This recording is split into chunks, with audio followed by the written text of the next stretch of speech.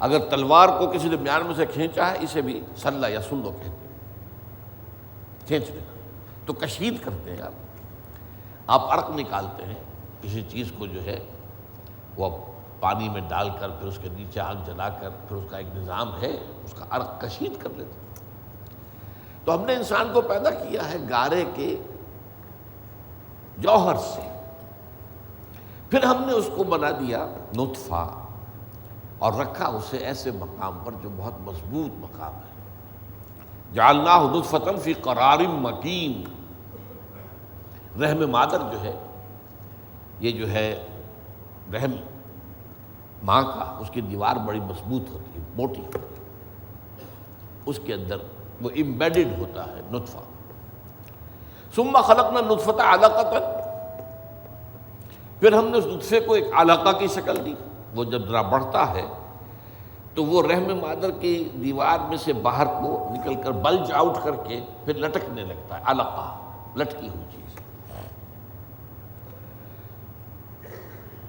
ثم فخلقنا العلقۃ مضغۃ، پھر اسی علقہ کو ہم ایک لوتھڑا بنا دیتے ہیں گوشت کا۔ فخلقنا النطفۃ مضغۃ فخلقنا المضغۃ عظاما، پھر اسی لوتھڑے کے اندر ہڈیاں بنا دیتے ہیں۔ فکسونا العظام لحما، پھر ہم ان ہڈیوں پر گوشت چڑھاتے ہیں۔ ثم انشأناہ خلقا آخر،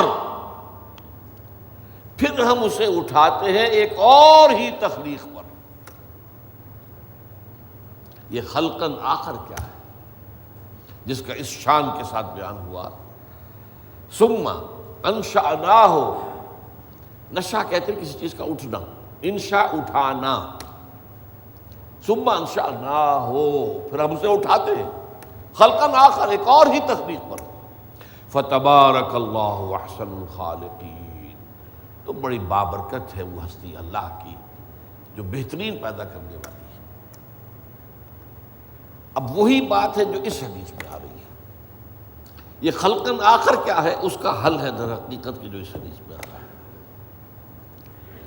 یہاں یہ کہ اس کے راوی ہیں حضرت ابو عبد الرحمن عبداللہ ابن مسعود رضی اللہ تعالی عنہ، کبار صحابہ میں سے ہیں، سینئر صحابہ میں سے ہیں، فقیہ فقہا میں سے ہیں، عبداللہ ابن مسعود رضی اللہ تعالی عنہ۔ ان کی کنیت ہے ابو عبد الرحمن۔ وہ فرماتے ہیں قال حدثنا رسول اللہ صلی اللہ علیہ وسلم، ہمیں اللہ کے رسول نے یہ بات بتائی۔ بڑی غیر معمولی بات کیا ہے؟ وَهُوَ الصَّادِقُ الْمَصْدُوقُ، اور جو جان لو وہ جو ہیں اللہ کے رسول جنہوں نے ہمیں یہ بتایا وہ الصادق ہیں، سچے ہیں، المصدوق ہیں، جن کی صداقت پر اللہ گواہ ہے۔ یہ کیوں کہا گیا؟ حالانکہ اور بے شمار روایتیں عبداللہ ابن مسعود سے ہیں، تمہیداً یہ الفاظ نہیں آتے، یہاں کیوں آئے؟ اس لیے کہ ایک خاص ایسی بات سامنے آ رہی ہے جو بہت سے اعتبارات سے، جو اس وقت تک ایک ذہنی سطح تھی انسان کی، جو مادی معلومات، اس کی جو سطح ابھی تک تھی اس کے اعتبار سے وہ کچھ ناقابل فہم سی تھی، لہذا اس پر خاص طور پر تاکید کر کے یاد کر لو یہ کس نے کہا ہے۔ یہ کہنے والا کوئی ہمہ شمہ نہیں ہے، یہ کہنے والے محمد رسول اللہ ہیں، وَهُوَ الصَّادِقُ الْمَصْدُوقُ۔ اب اس کے بعد حدیث کا متن شروع ہو رہا، ان احدکم یجمع خلقہ فی بطن امہ 40 لیلۃ نطفۃ، تم میں سے ہر شخص کی تخلیق ہوتی ہے اس کے ماں کے رحم میں 40 دن تک نطفے کی شکل میں، ثم یکون علقۃ مثل ذلک، پھر اتنا ہی عرصہ وہ علقہ کی شکل میں ہوتا ہے،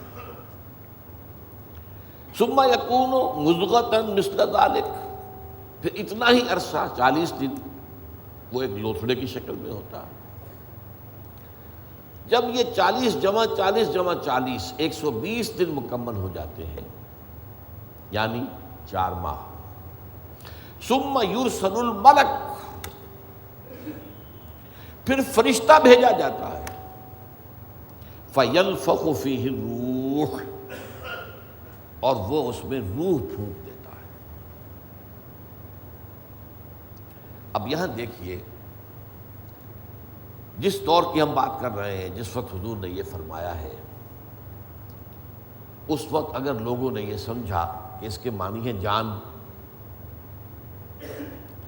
تو اس دور کی علمی سطح کے اعتبار سے بات قابل فہم ہے، جان پڑ گئی، اس سے پہلے گویا کہ بے جان تھا۔ آج کی ہماری جو علمی سطح ہے، مائکروسکوپ کے ایجاد ہونے کے بعد جو باریک سے باریک جرثومہ ہم بڑا کر کے دیکھ رہے ہیں، آج تو ہمیں معلوم ہے کہ وہ باتیں جو قرآن میں آئی ہیں، سورہ قیامہ میں آیا الم یکن نطفۃ من منی یمنی، کیا انسان کا آغاز جو ہے وہ اس نطفے کی شکل میں نہیں تھا، ایک منی کا کی بوند جو ٹپکائی گئی؟ آج ہمیں معلوم ہے کہ اس منی کی بوند میں جو باپ کی طرف سے آ رہی ہے، اس میں تو بے شمار جرثومے ہوتے ہیں، spermatozoon and they are very much living، تو زندہ وجود ہے، مردہ تو نہیں ہے۔ تو مائکروسکوپ کے نیچے دیکھ لیجیے، اسے دوڑتے ہوئے نظر آئیں گے، لاکھوں ملینز کی تعداد میں ایک دفعہ کی ایجیکولیشن کے اندر۔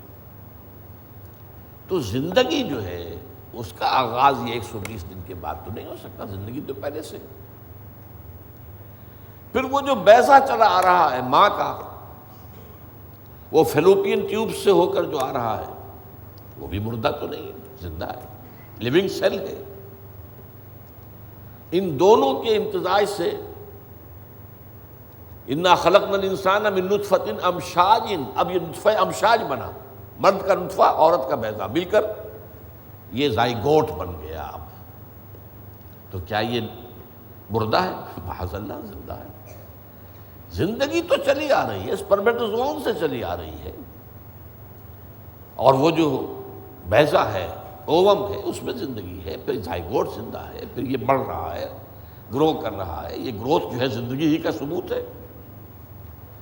لہذا یہاں روح سے مراد زندگی نہیں، کچھ اور ہے۔ یہ ہے وہ حقیقت کہ جو بدقسمتی سے آج بھی بہت سے قرآن کے پڑھنے والوں اور دین کا مطالعہ کرنے والوں کی نگاہوں سے اوجھل ہے۔ جیسا کہ میں نے عرض کیا، اس وقت کے اعتبار سے بات قابل فہم ہے کہ وہ سمجھتے تھے کہ جان مراد سے جان لے، صحیح۔ آج تو یہ بات مانی نہیں جا سکتی۔ اب یہاں پہ سمجھنے کی بات ہے، اس سے حقیقت انسان سمجھ میں آئے گی۔ انسان اصل میں ایک مرکب وجود ہے، اس میں ایک حیوان بھی ہے، مکمل حیوان، اور ایک فرشتہ بھی ہے، ایک روحانی وجود بھی ہے اس کا۔ یہ بات بہت خوبصورت انداز میں بہت پہلے کہی تھی شیخ سعدی رحمۃ اللہ علیہ نے، آدمی زادہ ترفع معجون است، معجون کہتے ہیں نا، معجون مرکب کچھ چیزوں سے مل جل کر بنا ہوا۔ آدمی زادہ ترفع معجون است، از فرشتہ سرشتہ وز حیوان، اس میں فرشتہ بھی پیوست ہے اور حیوان بھی پیوست ہے۔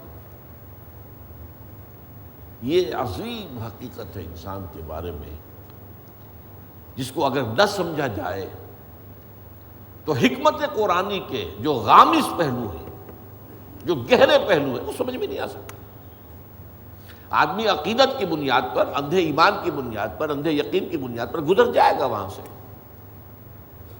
لیکن عقل اور لاجک کا تقاضا جو ہے، اگر اس کا حق ادا کیا جائے تو وہاں کھڑے ہو جانا چاہیے سوچنے کے لیے۔ اصل میں آج جو دنیا میں جو کریشن آف یونیورس کا تصور ہے، جو تقریباً اب متفق علیہ ہے،